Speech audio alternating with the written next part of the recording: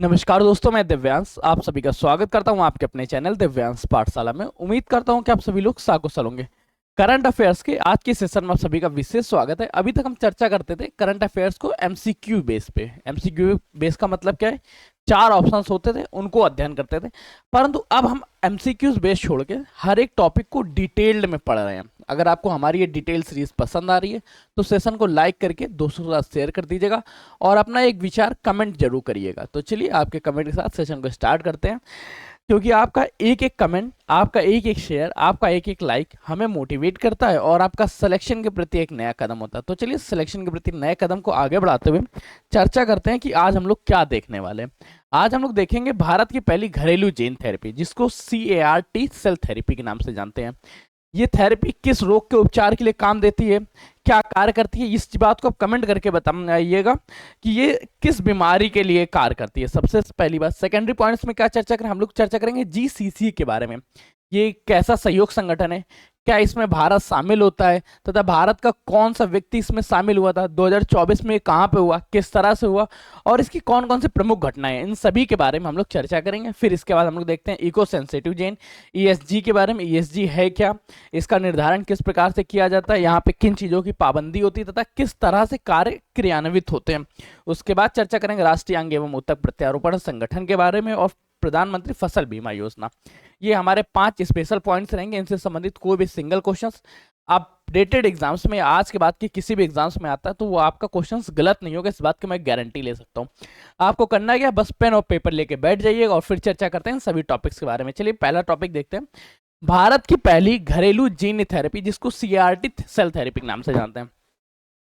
इस थेरेपी के बारे में 3 पॉइंट्स याद करने वाले हैं। सबसे पहले 3 क्या है, इसकी शुरुआत, इसका उद्घाटन किसने किया? राष्ट्रपति द्रौपदी मुर्मू द्वारा इसका उद्घाटन किया गया।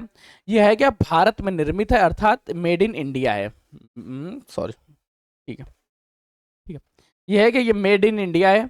मेड इन इंडिया प्रोडक्ट के साथ ही क्या है कि ये किस के उपचार में काम देती है? ये देती है कैंसर के उपचार में।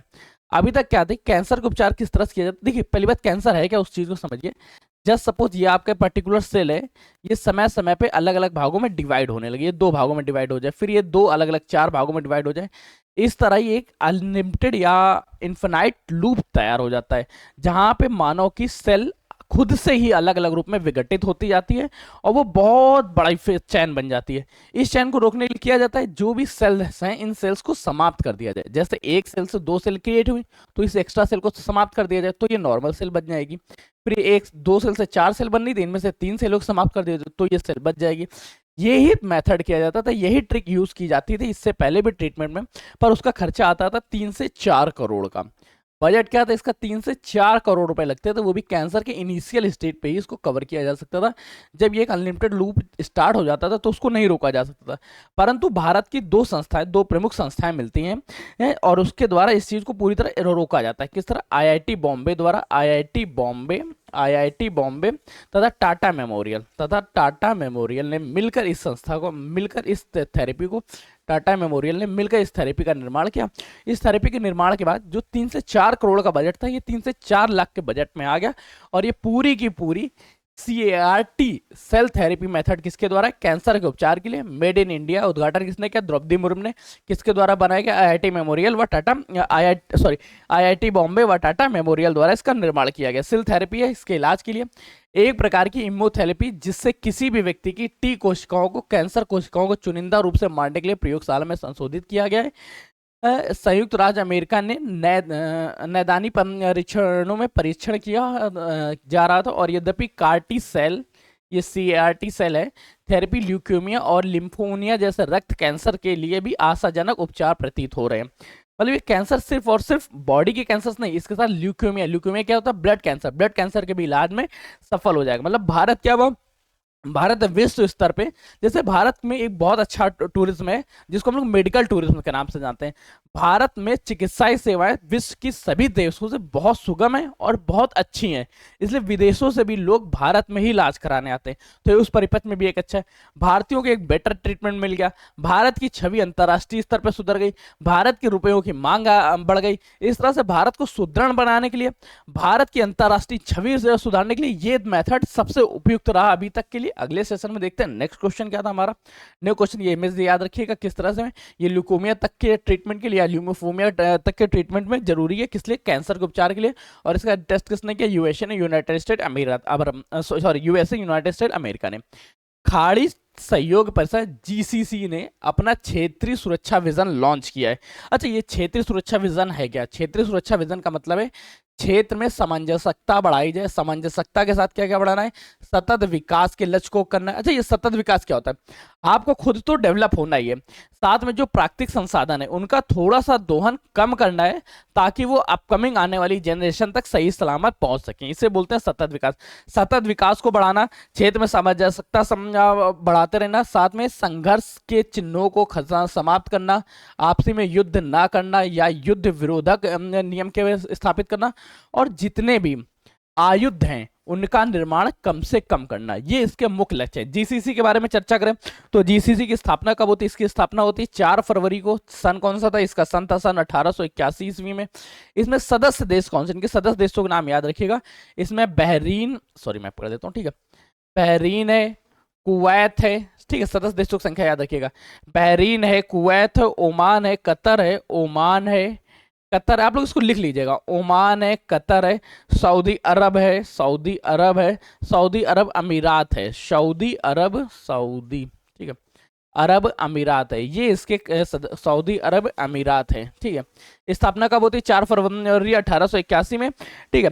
इसकी पहली बैठक कब होती है? 25 मई 1881 में। और इसकी अभी मंत्री स्तर की बैठक हुई थी सन 2024 में, जिसमें मंत्रिमंडल या मंत्री स्तरीय बैठक हुई थी सन 2024 में, जिसमें भारत के जयशंकर प्रसाद जी ने पार्टिसिपेट भी किया था। जयशंकर प्रसाद है कौन? जयशंकर प्रसाद कौन है ये आप लोग कमेंट करके बताइए। हम नेक्स्ट स्लाइड में देखते हैं क्या है। देखिए ये देख लीजिए, स्लाइड्स में कंप्लीटली एक बार देख लीजिएगा। सितंबर 2024 में रियाद सऊदी अरब में इसकी एक बैठक हुई थी, जिसमें भारत के जयशंकर प्रसाद जो भारत के विदेश मंत्री ने इस बैठक में भाग लिया था। बैठक में व्यापार, निवेश, ऊर्जा सहित विभिन्न क्षेत्रों में सहयोग पर विचार विमर्श किया। जीसीसी क्षेत्र में लगभग 8.9 मिलियन भारतीय प्रवासी रहते हैं और यह एक प्रमुख भारतीय साझेदारी क्षेत्र है। जीसीसी, ये इन जिन कंट्रीज के बारे में हम लोगों ने चर्चा की, इस कंट्रीज में कौन कौन से? बहरीन है, कुवैत है, ओमान है, कतर है, संयुक्त अरब है, संयुक्त राज्य अमीरात है। यहाँ पे लगभग भारतीय रहते हैं, लगभग 8.9 मिलियन भारतीय रहते हैं। तो इनके अधिकारों के संरक्षण हो, इनके अधिकार प्राप्त हो, इस बारे में मुख्य तौर पे चर्चा की गई। इसकी स्थापना कब हुई? 1981। हेडक्वार्टर कहाँ है? रियाद सऊदी अरब में, ठीक है। अगले क्वेश्चन देखते हैं। नेक्स्ट क्वेश्चन क्या था? ईएसजी। ईएसजी क्या है? जब कभी भी किसी भी क्षेत्र को संरक्षित किया जाता है, उस संरक्षित क्षेत्र के बाहर के 10 किलोमीटर के क्षेत्र को क्या बोलते हैं? ईएसजी बोलते हैं। ईएसजी का मतलब क्या? Ecological sensitivity zone. यहाँ पे क्या, अगर ये जैसे जस्ट सपोज ये है कान्हा उद्यान, इसके बाहर के जो 10 किलोमीटर का एरिया संरक्षित किया जाएगा, अगर यहाँ पे कोई भी ज्यादा मानवीय गतिविधियां होती हैं तो उसका स्तर आंतरिक क्षेत्रों में भी पड़ेगा। उससे आंतरिक क्षेत्रों की सामंजस्यता बिगड़ सकती है, आंतरिक क्षेत्रों की शांति बिगड़ सकती है। इस शांति को न बिगड़ने के लिए ईएसजी इकोनॉमिकल सेंसिटिव जोन की स्थापना की गई। ईएसजी की स्थापना का मुख्य लक्ष्य क्या था? पर्यावरण संरक्षण करना। किसके अंतर्गत किए गए? ये भी याद रखिएगा, पर्यावरण संरक्षण अधिनियम, पर्यावरण संरक्षण अधिनियम, पर्यावरण संरक्षण अधिनियम 1986 के तहत। साथ इसमें एक और एक्ट लगता है जिसमें वन्यजीव अभ्यारण्य 1971 विद्यमान है। वन्यजीव अभ्यारण्य अधिनियम, वन्यजीव अभ्यारण्य अधिनियम, वन्यजीव अभ्यारण्य अधिनियम, अधिनियम 1971, ठीक है। मतलब क्या है ये ईएसजी? क्या है? संरक्षित क्षेत्रों के 10 किलोमीटर बाहर का ऐसा क्षेत्रफल जहां पे मानवीय गतिविधियां लिमिटेड की जाती हैं, मानवीय गतिविधियों को अत्यंत विस्तार नहीं किया जाता है। इस क्षेत्र की मुख्य खासियतें क्या है? इस क्षेत्र की सबसे ज्यादा खासियत यह है कि यहाँ पे मानवीय गतिविधियां कम होंगी, मानवों पर नियंत्रण रखा जाएगा, उनके क्रियाकलापों का नियंत्रण रखा जाएगा, तथा यह क्षेत्र वन्यजीव अभ्यारण्य एवं पर्यावरण संरक्षण अधिनियम द्वारा संरक्षित है। पर्यावरण संरक्षण अधिनियम 1986, वन्यजीव अभ्यारण्य 1971। अगले क्वेश्चन को स्विच करते हैं, देखते हैं। इस तरह से देख लीजिएगा क्या है डाटा। ये डाटा देखिए, वन्यजीव अभ्यारण्य, पर्यावरण, राष्ट्रीय वन्यजीव अभ्यारण्य कार्यक्रम 2002 से 16 के पद में निर्धारण किया गया था। 1986 अधिनियम 10 किलोमीटर के बाहर का क्षेत्र ईएसजी घोषित करना चाहिए। 10 किलोमीटर के क्षेत्र इसलिए सामान्य सिद्धांत के रूप में लागू हो सके, क्रियान्वयन की सीमा। अगले देखते हैं, राष्ट्रीय अंग एवं ऊतक प्रत्यारोपण संगठन, नोटो। देखिए, सबसे पहले तो आपको 2-3 चीजें याद रखनी पड़ेगी। वो ये कि इसका गठन क्यों किया गया। राष्ट्रीय अंग प्रत्यारोपण दिवस कब मनाया जाता है? याद रखिए 13 अगस्त को अंग प्रत्यारोपण दिवस मनाया जाता है। अंग प्रत्यारोपण दिवस, सॉरी, 13 दिसंबर को अंगदान दिवस मनाया जाता है। ठीक है, 13 अगस्त के बारे में चर्चा करें तो अंगदान दिवस मनाया जाता है। अंगदान दिवस का मतलब क्या हुआ कि जैसे कोई भी व्यक्ति, मानव जब कभी भी डेथ होता है या मानव स्वर्ग को सिद्धारता है तो उसके बॉडी पार्ट्स जो होते हैं, ये बॉडी पार्ट्स संरक्षित रहते हैं, सुरक्षित रहते हैं। इनका उपयोग किसी दूसरे को जीवन दान देने के लिए किया जा सके। इस संसार का सबसे बड़ा दान है जीवन दान। आप किसी को देखने की क्षमता दे सके, आप किसी को नेत्र दे सके, आप किसी को हट दे सके, इससे बड़ा दान इस संसार का कोई भी नहीं है। इस तरह के दान को प्रोत्साहित करने के लिए प्रत्येक 13 अगस्त को अंगदान दिवस मनाया जाता है। और इस अंगदान दिवस का उद्देश्य क्या रहता है, ये मनाया किसके द्वारा? राष्ट्रीय अंग ऊतक प्रत्यारोपण संगठन नोटो द्वारा मनाया जाता है। ये जो नोटो द्वारा यह दिवस मनाया जाता है, ये कब से कब तक, इस बार इसने एक कमेटी का गठन किया था। इसने एक प्रशिक्षण केंद्र स्थापित किया था, एक प्रशिक्षण शिविर लगाया था। इस शिविर के बारे में याद रखिएगा, यह शिविर लगाया गया था 24 से लेके 28 जनवरी सन 2024 में। इसने एक प्रशिक्षण केंद्र, सॉरी, एक प्रशिक्षण शिविर लगाया था। ये लगा कहाँ था? ये दिल्ली के सफदरगंज में लगा था। दिल्ली के सफदरगंज में लगा था। दिल्ली के सफदरगंज में लगा था। सफदरगंज अस्पताल परिसर में लगा था। ठीक है, अस्पताल परिसर में लगा था। इसके बारे में चलिए, ठीक है क्या इसका? अस्पतालों का ऑनलाइन पंजीकरण किया जा रहा है।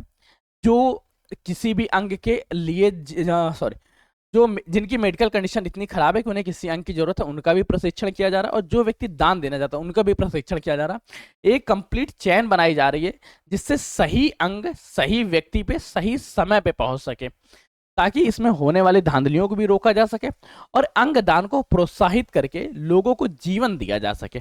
तो ये जीवन देने का दान है। अगर आप में से कोई भी उत्सुक हो तो इसमें रजिस्ट्रेशन जरूर कर लीजिएगा अंगदान के लिए। अगला क्वेश्चन है प्रधानमंत्री फसल बीमा योजना। देखिए, प्रधानमंत्री फसल बीमा योजना, अभी तक क्या था?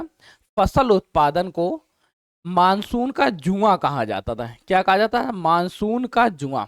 कि यहाँ पे हो सकता है कि मौसम अच्छा आ जाए या मानसून अच्छा आ जाए तो फसल बहुत अच्छी उत्पादित हो जाए। अगर मानसून अच्छा नहीं रहेगा तो फसल का उत्पादन लगातार घट जाएगा।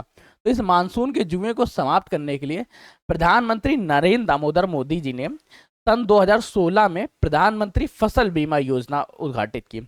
इस फसल बीमा योजना का क्या था कि किसी भी व्यक्ति पे, कोई भी किसान जब फसल का उत्पादन करेगा, जब फसल बोएगा, तो बुआई से लेके कटाई तक, बुआई से लेके कटाई तक, कटाई से लेके घर तक ढुलाई तक, बुआई से लेके कटाई तक, कटाई से लेके ढुलाई तक, अगर किसी भी पड़ाव में या किसी भी जगह फसल पर कोई भी मौसमी आपदा आ जाती है या किसी वजह से इसका उत्पादन अच्छा नहीं होता है, तो उस दशा में उसका एक बीमा कराया जाएगा और उस बीमा से वह पैसा दिया जाएगा।